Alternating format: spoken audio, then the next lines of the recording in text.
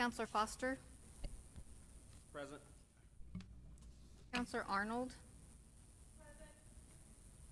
Counselor Sanchez, Counselor Perry,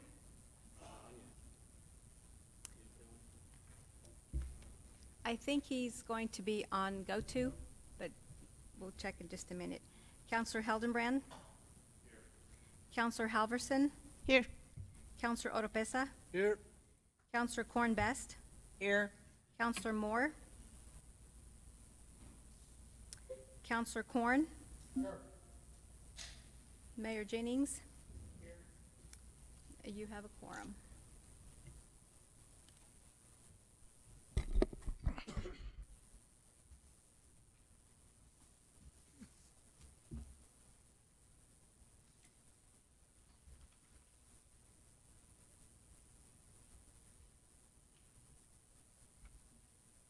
Do they have copies up there? Okay. Mr. Mayor, could we have a consideration of the agenda? Or actually, I guess, I don't think we'll worry about that because there is no action steps in this workshop. So if you're ready, we'll walk through the presentation piece of the workshop, and then I'll turn it back over to you. So, Mr. Mayor, City Council, we are presenting to you in your workshop fiscal year 23 budget overview for the preliminary budget. As most of you know, the Finance Committee has taken the city manager budget and has been working and adjusting and pulling everything into line. We have a city council meeting, special city council meeting on Thursday to actually take approval. So this is your opportunity to hear a little bit about what's in the budget and how it got built and how the Finance Committee has pulled it together. So really quickly, I've got just a couple slides here to run through. This is the fiscal 23 staff that have all worked on the different pieces all the way through. And again, it goes all the way into every one of our department directors, our HR director, accounting supervisor, our finance director, administrative services, deputy city manager, and city manager. So this is our staff team that worked with the Finance Committee on all of this information. Really quickly, why the Finance Committee? As you can tell, they are responsible within our city code to review and consider city finances, city manager proposed budget, amendments to the adopted budgets, the financial aspects of the capital improvement plans and financial policies, also with the audits, financial reports, and periodic financial reporting. So the Finance Committee has brought things together with this. Just an FYI for those of you that have not went through governmental finances very much, we do a preliminary budget and we do a final budget. So a preliminary budget is due to the DFA by June 1st, June 1st, and then the final budget is due on July 31st to the DFA. Generally, with the preliminary budget, we take care of all the operations, we take care of the personnel at that time. We do some anticipated revenue projections, pull it all together, and we have what's called the preliminary budget, and we submit that. At the final budget time, we actually close the books from the fiscal year prior to that. So fiscal year 22, the books will be closed. We'll know exactly how much money we did not spend to move into the next year's budget. We'll have a little bit clearer understanding about what some of our projections were with like GRT and everything. And so we will go through the process for the final budget, and then we actually take all those funds in there and we'll generally lay out the capital in greater detail for the final budget. And so we also know how many projects were not done. They are currently in the budget to carry over, but we'll know how to finish that up with the final budget. We've never missed a date yet, and we won't this year as well because that's what we're required to do. Just really quickly, we did start revenue projections. We actually start the next year's budget after the last day, after you approve the budget. But as you get into the revenue projections, we look at the breakdown of the revenue report by category, the taxes, the fees, the fines, the interest, grants that we have coming in there. The grants never seem to come in the right way to fit the budget. They just come in when they're ready to come. So we do the budget amendments, we do all of that. We also have what's called the revenue transfer. So there is a number of funds that we move money around within the city in order to cover different costs. One of the biggest one is like the indirect cost allocation, which is another report that we do. But all of the enterprise funds do not have a finance department, do not have a HR department or city or an administration department. Those funds, there's an indirect cost allocation over into the general fund. Also, all of the gross receipts tax comes into the general fund, and we funnel that out to the appropriate accounts, appropriate funds for why that money was actually received. So those are the revenue transfer reports. The allocation reports is where all that revenue goes.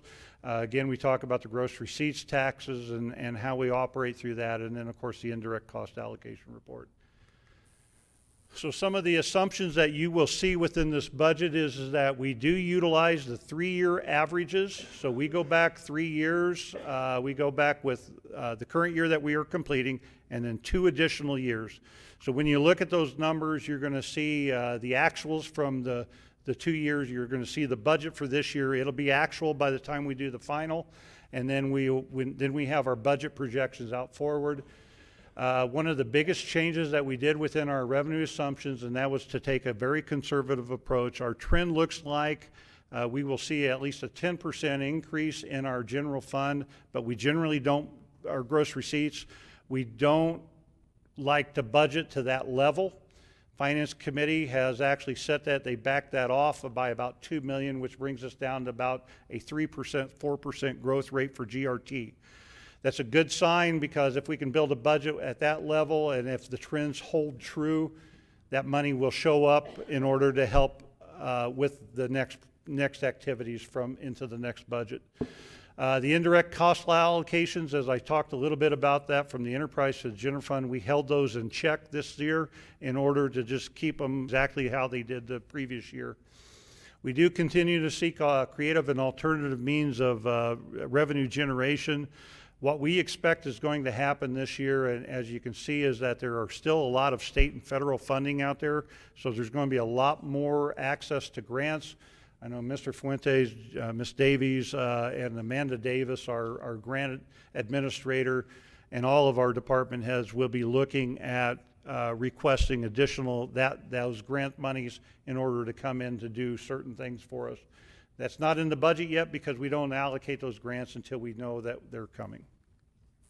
Expense assumptions, we kept the annual recurring costs at flat or at below current. I would say almost all of them came in at what the costs are. So we did not increase our operational costs.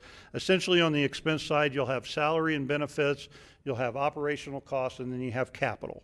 All the budgets have essentially these 3 legs within them to some level. Salary projections for the expenses is that we did build in the classification compensation plan funding of 5.9%, cost of living adjustment, and a 2% step increase in December. So all of the current staff should see those numbers if this budget is approved. From there, all of our operational costs were held at a flat or below. Some of them went backwards. They found different ways to do that. We did not add any new program expenditures within this, with the following exceptions. The golf course, because we took over the golf course this last year, January 1st was essentially our first time for that. We've had to amend the budget in order to cover the pro shop work. And so along with the maintenance of the course, we now have the pro shop. So that you'll see that as a change within this budget. And again, with the fleet, we've actually canceled the contract with our vendor, and we intend to have our fleet corrected or fixed by any of the good mechanic departments that we have within the city. At least that's our goal for that. There is limited potential for new positions with the following exceptions. We did add in 5 additional police officers within this budget. That happened just last week. Plus we added in the cost of the equipment. So there are 5 positions tucked in there for the PD, plus the equipment that it will take to equip them so they can be on the street. We did, we do support the infrastructure improvements. We did maintain the budgeted street improvements, so that number, until we know what that final number is gonna look like in July, we have some carryover projects. We did not increase that from where we were at. We expect that there should be a little bit of an increase, but we won't know till the final. And then we are looking at the water and sewer, but we're going to wait till we know what that funding is at the end, and then we'll put all that together. Finance Committee is working on that. With that, I'm going to tap out, and I'm going to let Mr. Fuentes and Ms. Davies take it from here into the numbers and everything, and then we'll come back around for any questions. Who's next?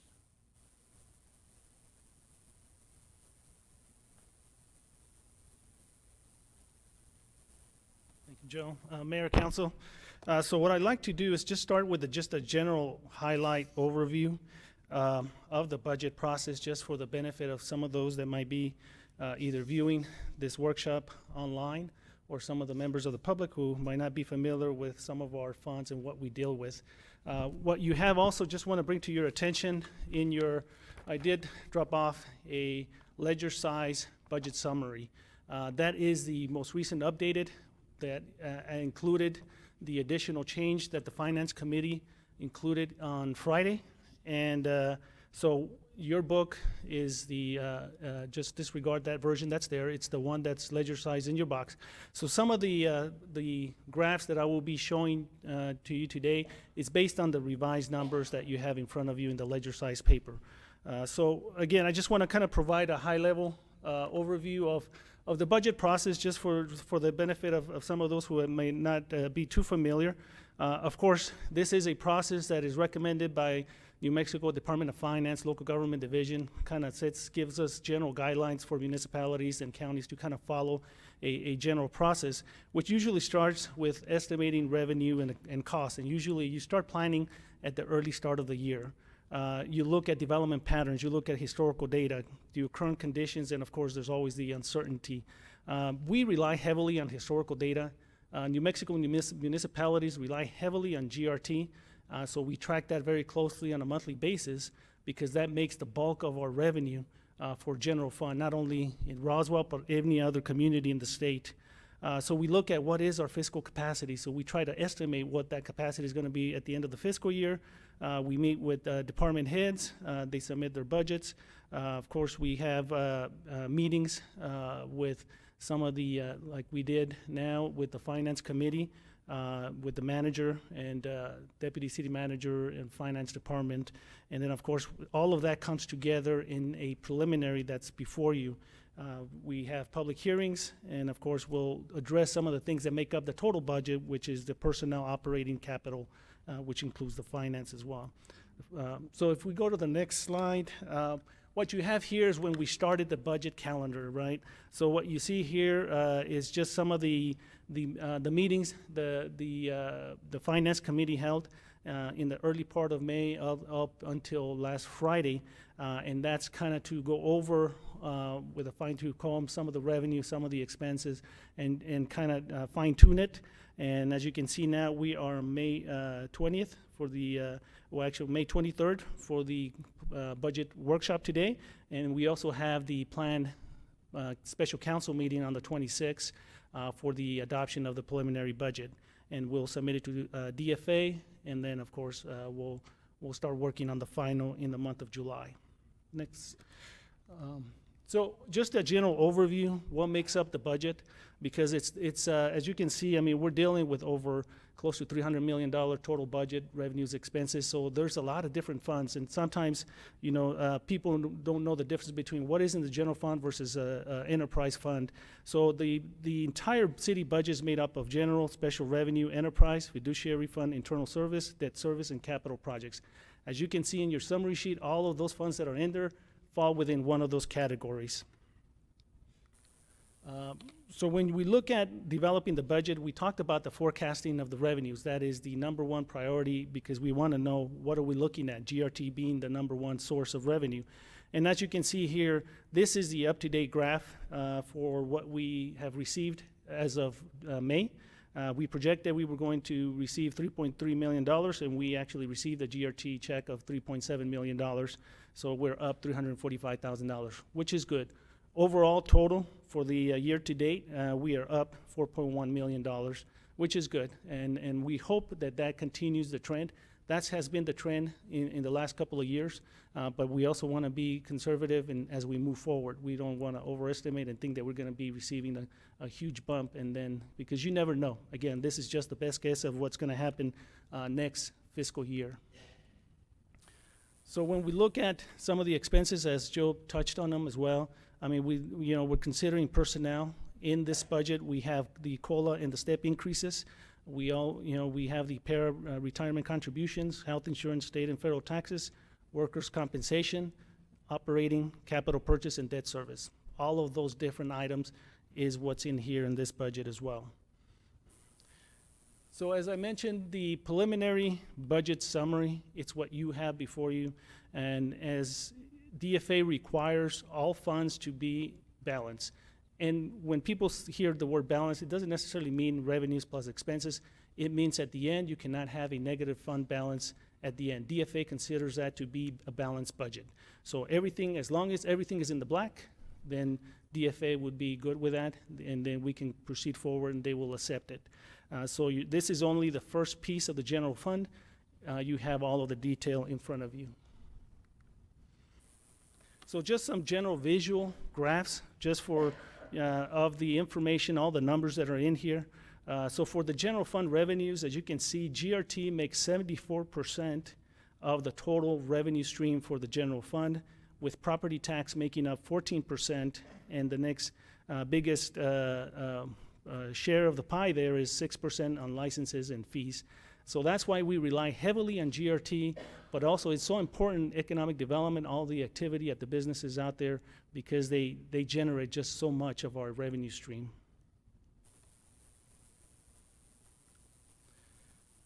So another piece of the budget, of course, includes the transfers in. In the general fund, we have transfers in from the water and sewer. We have transfers in from the air center, from solid waste. And as you can see in the bottom graph there, you can see the trend of what has been the transfers in. So it has gone up in 21 and then it came down. And right now we're sitting at about $3.6 million in transfers in to the general fund for some of those services that we provide to those enterprise funds. So when we look at the expenditure side, in any budget, personnel is the number one biggest expense. In the general fund alone, as you can see there, personnel makes up 77% of the total budget, with operating only at 23%. And that's pretty typical in a lot of the budgets that I see out there, is just personnel makes up, especially when you have all of the benefits that we offer. So when you see here a general fund expenditure trend, you see the from 2019 actual, and then you see the 19, 20, 21, 22, and 23. Even though you keep in mind, although sometimes we'll always start with a higher budgeted number. But of course, throughout the fiscal year, for example, as you can see there, if we start with salaries and then you're operating and a little bit of capital. In 2019, capital was being budgeted in the general fund, but starting in 2020, we started shifting that capital into the capital improvement fund, where a lot of the projects that are general fund related or special revenue get their projects budgeted there. And that fund was used to use for the road fund, and that went to the road fund. So we did some shifting. That's why you don't see any more capital in the general fund going from 21, 22, and 23. Keep in mind that even when you look at the numbers in fiscal year 23 in the personnel side, that's a full number that's budgeted there. But of course, throughout the fiscal year, you don't always fill all the positions. So that's why you will always see the actual number much lower, sometimes both on the personnel and the operating, because the budget number will always be higher than what the actual activity is towards the end of the fiscal year. So jumping to the special revenue funds, these are just some of the funds that we have in the budget. And again, being special revenue, anywhere from the library grants to the museum, corrections fees, convention center, fire protection fund, law enforcement protection fund. They have their own dedicated revenue stream, especially when you deal with the law enforcement protection fund and fire fund. They get funding from the state that is very specific on how they can use that money, and that has to be set aside in its own separate fund, as well as the correction. So when you look at the share of the pie from the special revenue funds, they only make up 19% of the total expenditure budget, and that's about $34.8 million. It's still a sizable amount, but again, that's just the special revenue fund. That's just to kind of give a visual. So when we look at the enterprise funds, as you can see, we have the enterprise, we have the air center, the solid waste collection, the solid waste landfill, the water fund, the wastewater. As you can see there on the pie chart, the other funds combined is 61%, which includes the general fund. And you can see the distribution of all of the enterprise funds, with the air center making up 18% and then the water at 10%. Combined, they make about $56 million of the total FY23 budgeted expenditures. And then when we look at capital projects, another big piece, as you can see there on the capital projects, this chart here shows from 19 as the trend. And again, realizing that sometimes the actual budgeted amount is higher than the actual. As you can see there, in 22, we budgeted $51 million, and now in your preliminary sheet that you have before you, at the very end, it is budgeted at 57. But keep in mind that some of these projects that are in 23 as well are some projects that are still in the works, but it's still capital that is impacting our books. So those have to be closed out before we know, okay, well, going into the final budget, where we truly are in the capital. So, but that has been the trend on the budgeting of capital, 22 being 51.6 million, and now in 2023 being at 57.6 million. So when you break the capital by fund, as you can see there, the Roswell Air Center, it has $23.1 million in capital. Part of it, a lot of it, a big chunk of that is the Ascent project that's included in there, and they have a lot of big runway projects on the books. And the detail in your packet at the very end provides it project by project. We are trying to track it on a regular basis, so as we close the end of the fiscal year, we're going to update all of the POs. We're going to update not only on the expenditure side, but we also want to make sure we account the revenue side, because a lot of these projects, especially those that are tied with grants, we need to know where we are on the revenue stream for the grants. And because a lot of times we have to pay the project up front, and then wait until we get reimbursement. And sometimes that could be a lag between 30 days to possibly 60 days, again, just because of part of what the state requires for us to submit for reimbursement. And again, I stated this at the end, the back of your packet provides the detail of each of the projects. And in the column where it says DFA dashboard towards the middle of your sheet there on the PowerPoint has project number or city PO number. So everything that has a PO number is already encumbered, and they're in the process of still being worked on and so forth. But we're tracking it because that affects the bottom line once all of those are cleared. So when you look budget to budget comparison, again, budget to budget, we're not looking at actuals. You can see there the trend between 21, 22, and 23, both in the beginning cash balance. For this year, we're starting off at $64.9 million. And then as you can see, we have our revenue this year of $113. We have our salaries at 49.8, operating at 38.7, capital 57.6, and our ending available cash balance of 20.2 million. So the next steps, of course, is to finish the preliminary budget for today and have additional questions and answers. We're going to be meeting on May 26th at 6 p.m. For the adoption of the preliminary. Obviously, it's a living document, so it will continue to change. And then the finance department will submit it by June 1st. Going into July, probably the first week or two, we'll be able to close all of our bank accounts, make sure we start, getting those final numbers of what our ending cash balance is for June 30th, and then we'll start, reconciling the final budget. DFA usually likes very small adjustments in the final, but nonetheless, because of the closure of the end of the fiscal year, we still, they understand we'll be coming back for additional amendments to it. Again, it is a balanced budget that is before you, Mr. Mayor and councilors, and with that, we'll stand for any questions.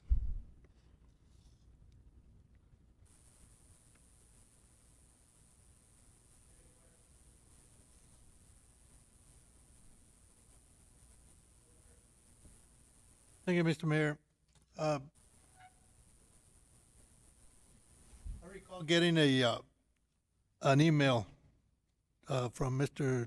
Neb concerning the Chisholm Park, we were looking at a $600,000 additional than what the amount that we got from the state. Yes, sir. Is that anywhere in here? The project has not been budgeted yet. Chisholm Park. Because it hasn't been underway yet, it was in design, it has not been placed in the budget as far as I'm understanding. I'll let Mr. Fuentes respond to that. And I know there was an article in the paper concerning the same issue, but I didn't know whether it was going to be budgeted on this year, or we're going to wait till next year or the following year. It really depends on what the city council, general services, how you look at that project. We have funding of $400,000 for the project, and the project came in essentially twice that as to what they wanted to build. If you want to build an $800,000 park there, then there will have to be additional funding allocated to that. The intent when we started the design of this, and we didn't know what it was going to be designed, we estimated it being at the $400,000, and that's why we had the legislative funding at that level. That property needs a little bit additional work, and so in order to budget it appropriately so that we could actually go under construction, we would need to shore up that financial piece. So it really depends on where the conversation goes with the committees and the council. I would say that it doesn't go into the budget until that time. Oh, you do have it in there? Yeah. Mr. Mayor and Councilor Oropesa, if you look on your packet on page 137, it is item number 10. It is the South Virginia, it's the new park. And as Joe stated, it has $400,000, which is the legislative appropriation. And again, that's the only money that when we started working on this project that was identified. So we did include that in there because we do have the agreement in place. But it is on page 137, item number 10. And again, if the council makes any changes, it can be done, whether it's at this level or in the final. It's up to the will of the council. Well, and the reason that I asked that is because, so according to the article in the paper, at least I understood that there had been equipment already purchased for that particular park. Mr. Mayor and Councilor Oropesa, that is correct. There was a PO that was processed, and there was an expenditure that was already made. If you look at that same item, number 10. Whereabouts is it? Page 137 of your packet. What number is it? Now, it's the very top, number 10, on the left. And it says Parks, South Virginia Park, FY21 state appropriation. Oh, okay. I see Okay? it. So if you see at the very right, at the very far end, you see 59,158. Right. That was a piece of, it was some playground equipment that has already been processed. So that is already been encumbered and paid for the new park. But that's coming out of what we have already received from the state, the 400,000. That's correct. That's correct. And so the extra one that Joe was talking about, the 600,000, is above and beyond this amount that's here? Yeah, the budget, the actual design of the entire park, it took in all of the infrastructure, parking lots, sidewalks, some ground earthwork, trees, a basketball court, a playground piece. The total of that run about $800,000. We had $400,000 of the legislative dollars, but when we did our public meeting with the neighborhood, this is what the neighborhood asked for that, and Mr. Nahar can probably wrap this up for me as well too. Councilor Lopez, again, we were given the $400,000 per legislature. That was done without an engineering estimate, and also we were instructed to have a public meeting for the neighbors. We went to the park on site, had the meeting with the neighbors. Off of that list, we designed the Chisholm Park, or Virginia Park, whatever you want to call it, and it's 800 plus is the current engineer's estimate. At infrastructure tomorrow at 4:30, and then also at general services, I believe on Wednesday at 4:30. Right. Engineering will be presenting the history of it, the engineer's estimate, where we're at. And even when we take out all the other stuff that they want, bare bones, just to do the grading, a parking lot, ADA access, irrigation system, no seating, bare bones is still 500,000. But for this budget, what I see in the budget, you just had 340,000, period. we're gonna spend that. We're gonna take the project as far as $340,000 will take us Well, for this year. we would like to, but that 340,000 is not gonna, I mean, there's a couple of choices. We can build 340,000. I can take out the irrigation system. We can do other things, but again, that's what's gonna be presented at infrastructure and general services. So, That's what I'm trying to understand in my own mind is there's $340,000 available that is that is correct. showing up on this budget. That is correct. And so, if I understand it correctly, we're going to be using $340,000 this fiscal year, and spend $340,000 on whatever much we can. Mr. Mayor and Councilor Lopez, so 340 is what's left on the grant. Right. Really, at the end, whatever project scope is approved by the council, as Louis pointed out, it's going through infrastructure, general services, obviously with the city manager. Whatever the scope of the project is, what, either $340,000 of that scope will be covered by this grant. If the scope is the full-blown project, as described by engineering, then obviously there will have to be a shoring up of that project. But the budget does not take into account that discussion. That's a financial decision that will have to be made by council, whether to include the difference in the budget. So this is only accounting for the balance of the grant. But let's say that it gets approved, whether in general services or infrastructure, the full 800 and some odd $1,000 gets approved. Then we're going to have to come back and try to find an additional 600,000. Is that what I'm understanding? Which is not in the budget right now. Correct, sir. Yeah. If the council approves the budget at the higher amount, then the money will have to be found in order to cover that cost. Again, because this project has not been presented from the design to where it's at, this is your first chance to look at what the overall project's going to look like. If you choose not to expand the design to that level, then you have all those choices throughout as to utilizing just the legislative dollars all the way up until getting the bare bones, getting it on up there. I will say that, Mayor, City Council, you also have the choice to not do the project at all. The playground piece that has been ordered, we generally will replace about 5 pieces of playground a year. can be placed in another park as well.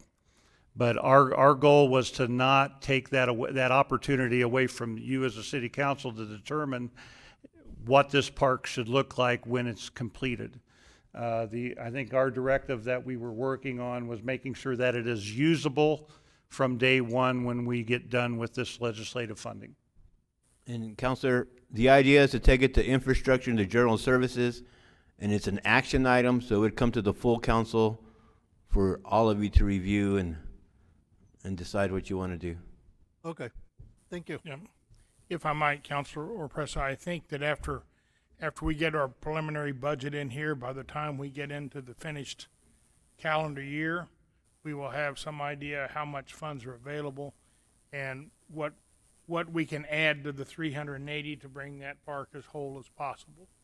And I think, but that can't happen until we finish the year June 30th, and then we'll have some idea of the financial situation, where we are, and we at that time we can see all the additional needs we have out there and where to go from there. And Mayor, Council, I would invite you all, even if you don't show up, at least show up virtually and listen to either infrastructure or general services. It'll be the same presentation. The only thing that I see different would be different questions based on the personalities of different councilors. Thank you. Councilman Halverson, Ed. I don't know whether this is appropriate to ask this question, but I was looking through the budget that we received with preliminary numbers, and I haven't looked through every line item yet, but going through this, I see that for our planning department, we've got a 190% increase in rent. Could someone please explain what that is due to? It goes from 50,000, but it really goes to zero right now, Yes, sir. and then it goes to $145,000. This has been an ongoing project to move community development from the city annex across the street to that first floor of the SunWest building. So that is the cost of the lease payment or the rent, essentially, for utilizing the first floor of the SunWest building when that construction is complete. And so that's why there is that, you see that big increase. So the whole idea was, and the initial start of that was to become a little more business friendly, more active, where somebody can walk in to community development. They don't have to go into 3 or 4 other doors. They come in and they can get their permits. They can get all their information for the development. That was the intent of utilizing the SunWest building. That is the reason why we did not have a lease before, because it was in the city-owned building of the annex. We are moving, if the construction is ever completed, into that first floor of the SunWest building. What's the term of our lease, sir? I'm sorry? The term of our lease? Term of the lease, I believe it has a 10-year period, and it is I'm not sure the square foot cost. I think it's right around $12, maybe a little bit less, 9 to 12. I haven't looked at that for a while, but Okay, just curious. but we have it set out for 10 years. We have the ability for out clauses and such for different reasons. One other question, I couldn't find it in here. Do we have any outlay for the MERP program? I didn't see it in the budget. No, sir. The outlay for the MERP will be, I would say, for the first year, because the Hobbs model actually for the municipal infrastructure improvement program, it would establish a budgeted number every year of what the city council would contribute in Hobbs. Because we don't have an idea of exactly how many will be coming, we're building that as we go. So there is no number tucked in there for that essential expense at this point in time. So. And that number can only be taken care of if the council authorized money to do that. Mr. Mayor, that is correct. The MERP is inactive unless City Council agrees and approves the development agreement with the developer in order to move that through. So there will be a process to flow through legal, possibly finance, and then to the city council. If the city council does not agree to the development agreement that is in place, then the MERP will not be utilized for that project. Thank you.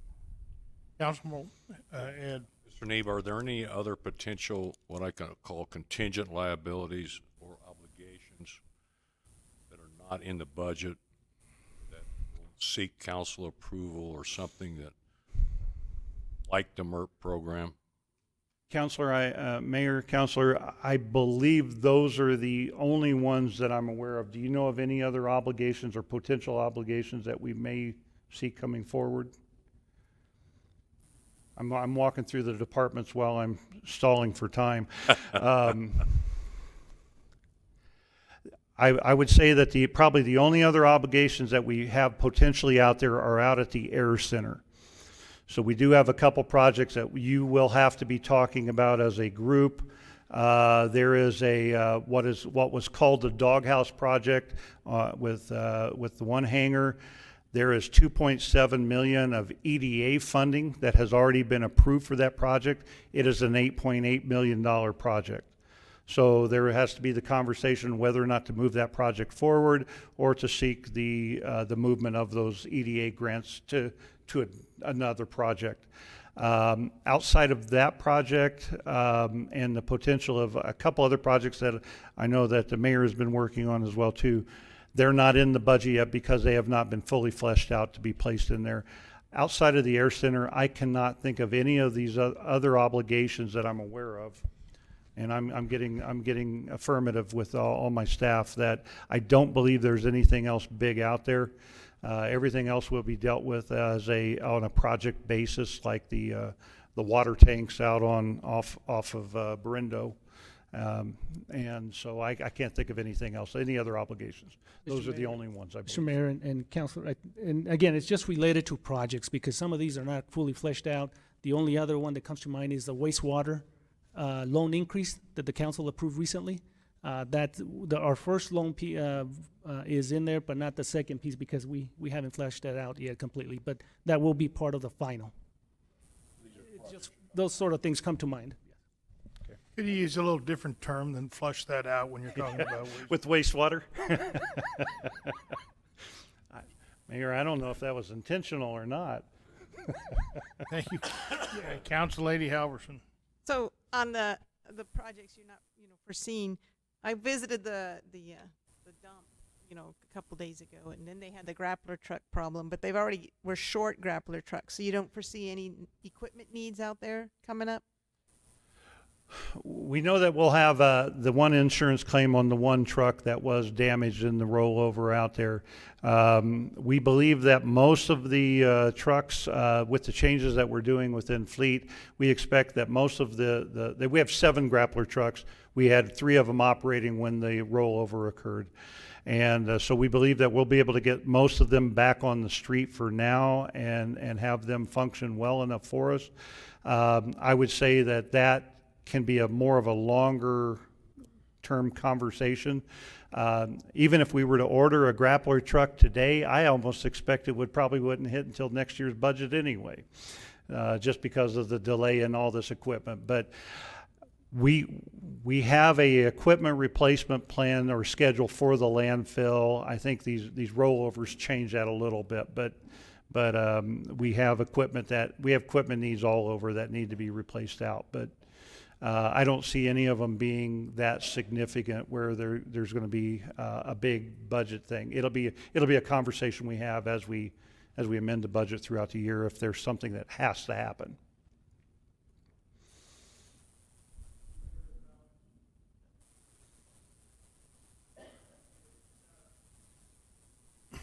Members, the only thing, I attended a meeting with ILEA today, and it appears that they have 4 air conditioning units on the ILEA building, and 3 of them don't work.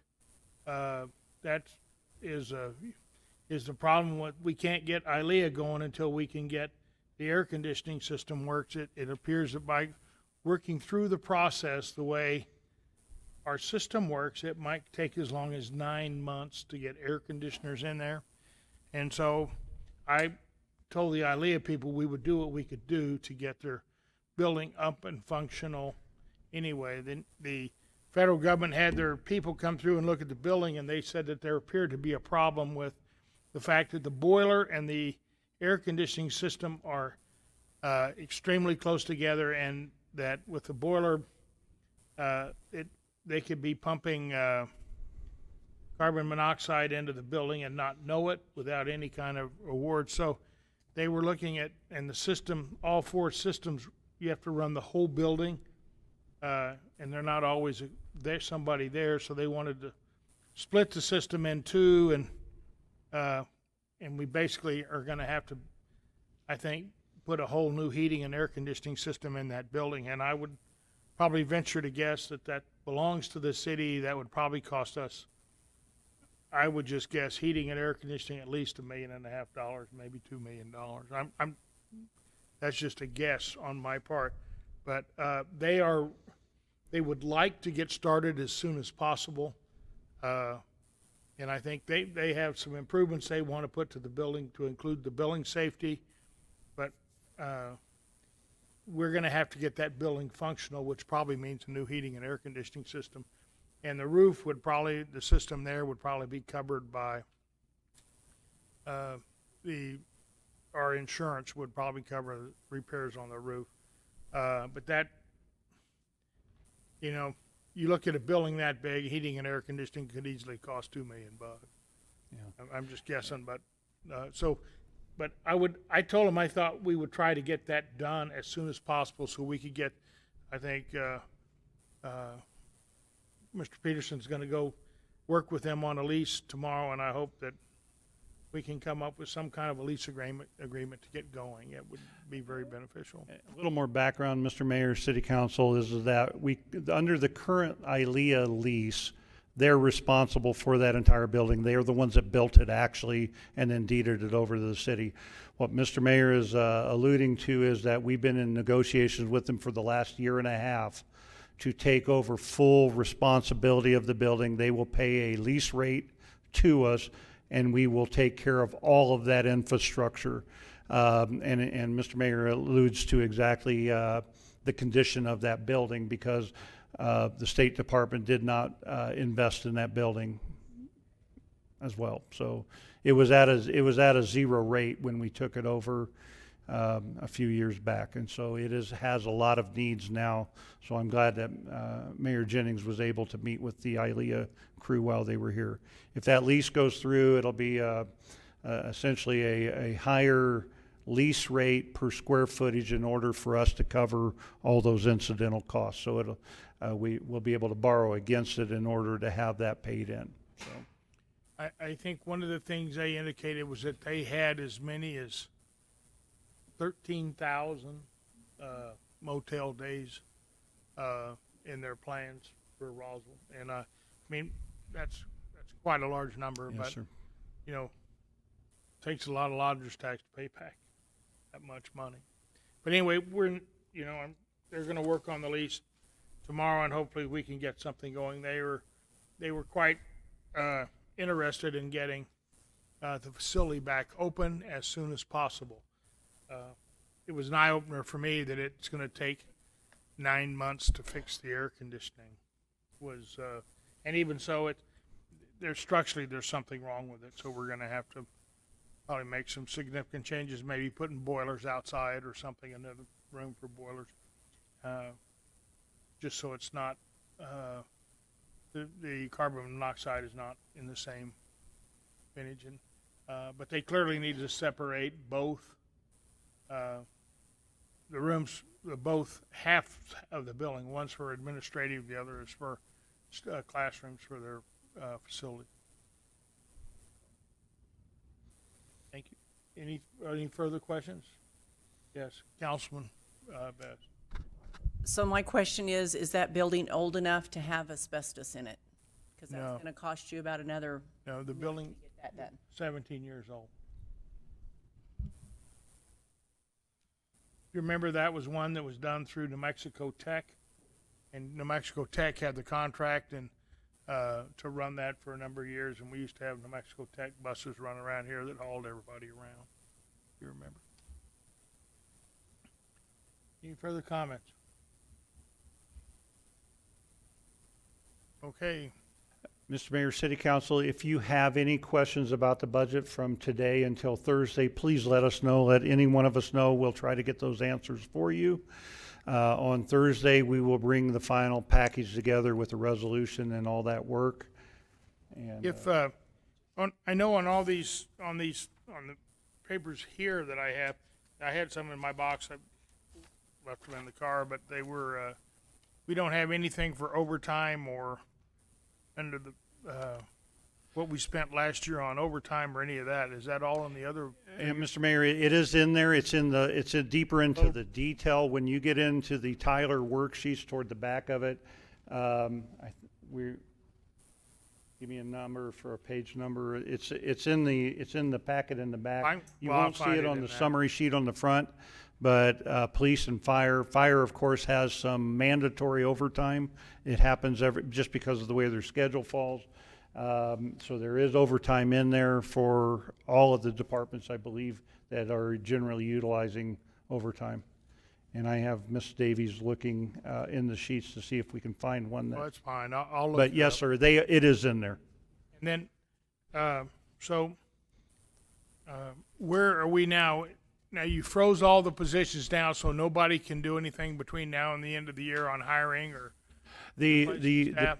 positions that are in hold right now is essentially until we get through the budget. So as for the rest of this fiscal year, for not till the end of December, but through the end of June, we've just asked to hold everybody in check. They have the ability to go out and grab temporary help, especially for the manual labor type positions that we need hands for. But we held a number of the positions that had already been approved in that budget until we can figure out where all these numbers are at, and that was the intent. We continued on with public safety. Those we didn't do anything with. Police, fire, dispatch, and then we also have the engineering position still in there as well too. Most of the other positions will be handled more through like a temporary. I mean, we're opening up the outside pools and everything, so we'll need additional labor out there.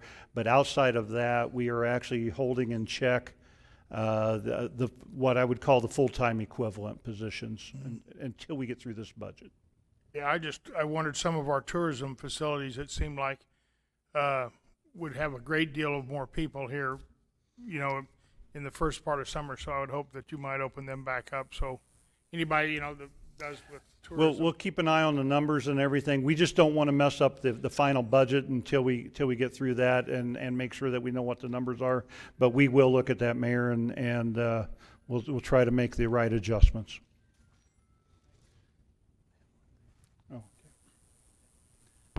Mr. Mayor and councilors, just on the revised sheet, just to kind of recap some of the changes real quick. Again, as you can see, in the police department is highlighted in yellow. That is the additional equipment that was approved by finance. When you look at the following page, you will see under the restricted donation, the $85,000 for the sale of the house. That was a revenue that came in. And then you will see also highlighted on the operating expenses, $190,000, and that is the economic development. Those are the adjustments that were made to the Hispano Chamber, EDC, and so forth, that was made by the committee.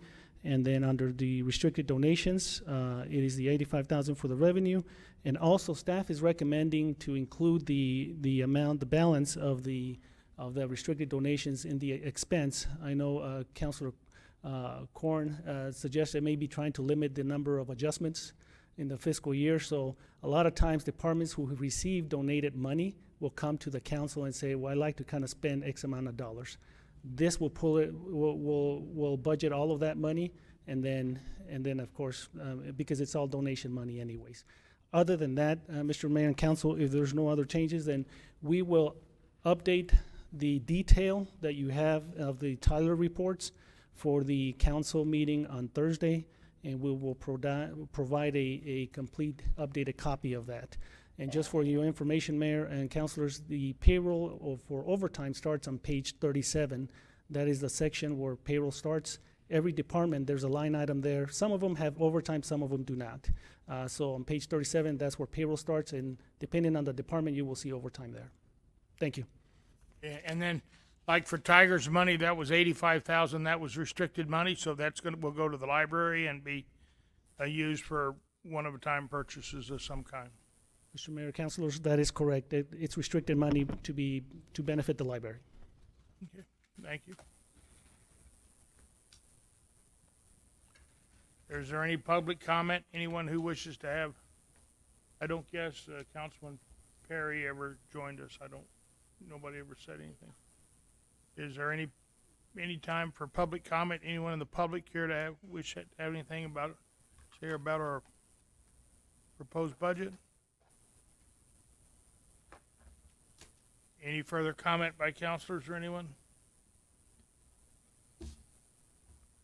I would entertain a motion to adjourn, anybody want to adjourn? Councilman Corn has a motion to adjourn. Is there any objection?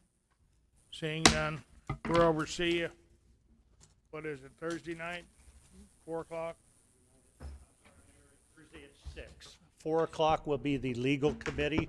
Legal is coming over to this building for their meeting so that they don't have to transfer from one building to the next. So legal committee on Thursday at 4 o'clock, special city council at 6.